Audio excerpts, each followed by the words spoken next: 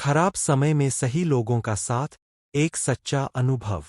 जब समय खराब चलता है, तो सबसे जरूरी बात यह है कि आप ऐसे लोगों से मिले जो आपको चुनौतियों का सामना करना सिखाएं और खराब समय में सही राह दिखाएं। ना कि ऐसे लोगों से जो आपको आगे बढ़ने से रोकें, आपकी चिंता बढ़ाए और आपको गलत काम करने के लिए मजबूर कर दें। समाज में आज कई तरह के लोग होते हैं। आपके सगे संबंधी, पड़ोसी, दोस्त, ऑफिस में काम करने वाले लोग, कोई भी हो सकता है।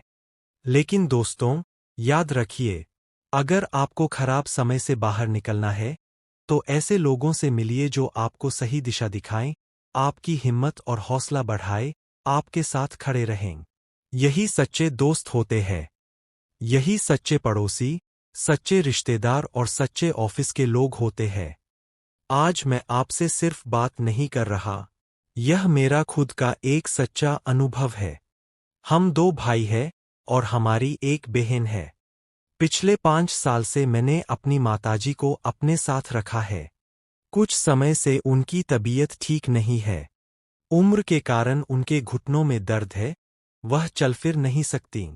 पिछले 2 साल से वह पूरी तरह बेड रेस्ट पर है। ऐसे समय में अपनी माँ की जिम्मेदारी उठाने के लिए पूरी तरह तैयार हूँ।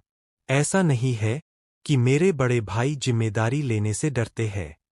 वह बहुत ही अच्छे इंसान हैं। लेकिन उनकी मजबूरी है, उनका घर छोटा है और मम्मी को वहाँ रहना ठीक नहीं लगता।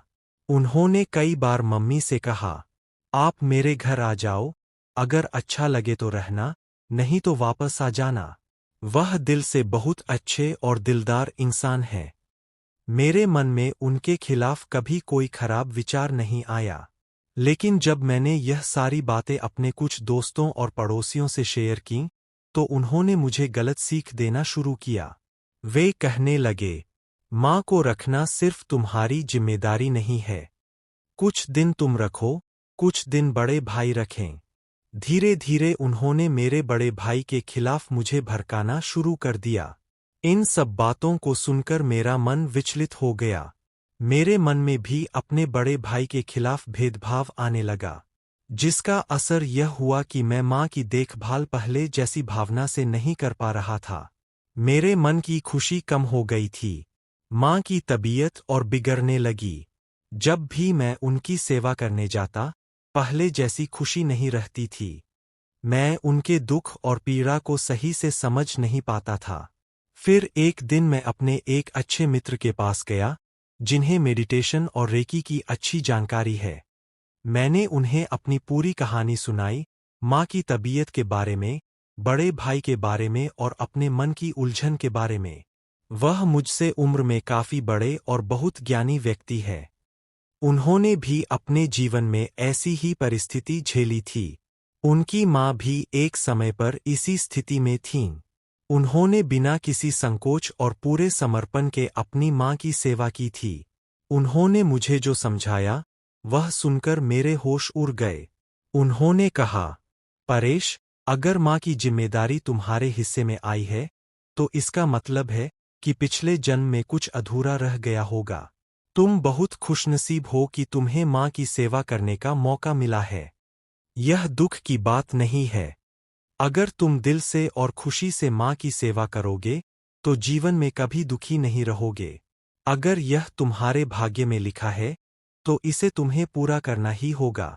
दुखी होकर करोगे तो खुद भी दुखी रहोगे और माँ को भी दुखी कर दोगे। इसे एक फर्ज समझो। इसे भगवान द्वारा दी गई परीक्षा समझो। जब तुम इस परीक्षा में पास हो जाओगे, तब तुम्हें सच्चा सुकून मिलेगा और भगवान तुम पर प्रसन्न होकर तुम्हारे सारे कष्ट हर लेंगे। उनकी बातों ने मेरी आंखें खोल दीं। उस दिन के बाद मैंने पूरी ईमानदारी और खुशी के साथ माँ की सेवा करना शुरू कर दिया।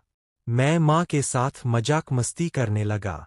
रोज आधा घंटा उनके पास बैठकर बातें करता, ताकि उनका मन हल्का हो जाए।